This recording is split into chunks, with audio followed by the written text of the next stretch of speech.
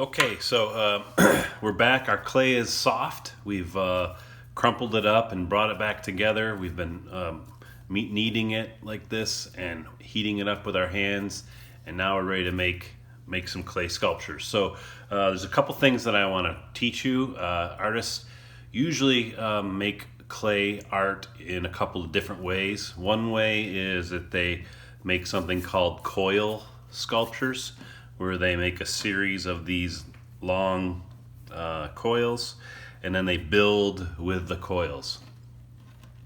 Lots of times you see like coil baskets or different types of pottery using coils. Okay, but you basically make the coils and then construct things with the coils.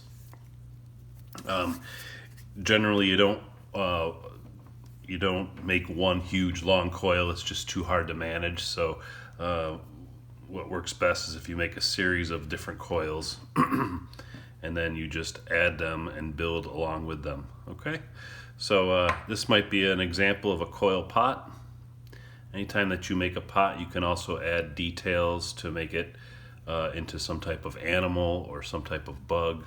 Okay, you can have a functioning coil pot, but also make it creative and decorative. Okay, so one way that artists use clay is they make coil projects out of coil. Okay, the next thing that I see often is artists like to make things with slabs of clay. So if you take your clay and you flatten it out, I use it on a piece of paper so that when you're done, it doesn't stick to the table. But this is called slab art. So you're creating a flat piece of clay, uniformly flat. Okay, and then from the slab, you can make different types of things. In the inspirational video on clay, I think I showed pictures of fish. Okay, or of owls, but you can use the clay once it's flat to cut and design different ideas that you might have. Fish are always fun to make. So this is just a clay knife, a plastic knife that I have. Any of these types of tools will work.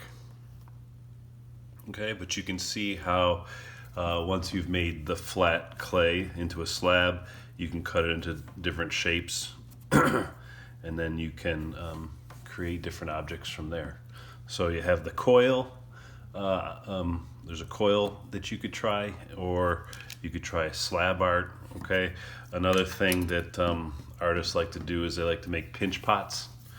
So if you were to take a piece of clay and make it into a ball and then press your thumb into it and then squeeze around the sides like this, it turns the ball of clay into a little pot. It's called a pinch pot or a press pot, and then you can use this as a base, and then you could add other details, possibly legs, and make your pinch pot into some type of animal or creature. Okay, or you could take your pinch pot and turn it on its side and make it into like a little pinch pot troll or a pinch pot monster by adding adding different details to it, like eyes or teeth or horns, or however your imagination goes.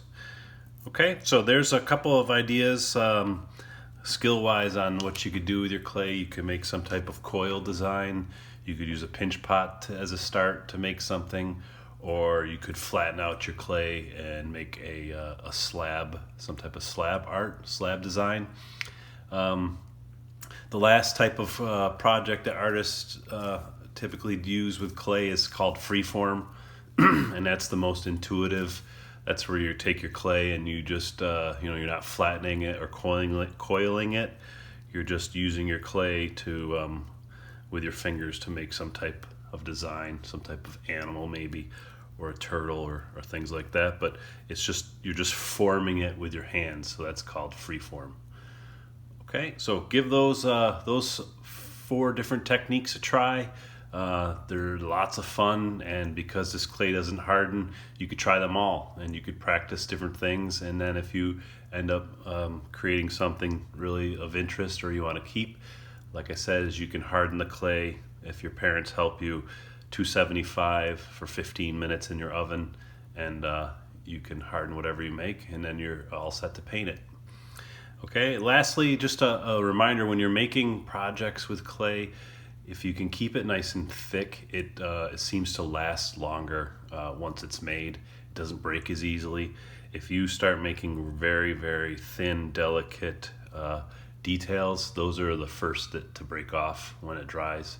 So in your designing of it, try to keep things thicker and a little stronger. It'll be a little sturdier when you're done. Okay? All right. Have fun with the clay.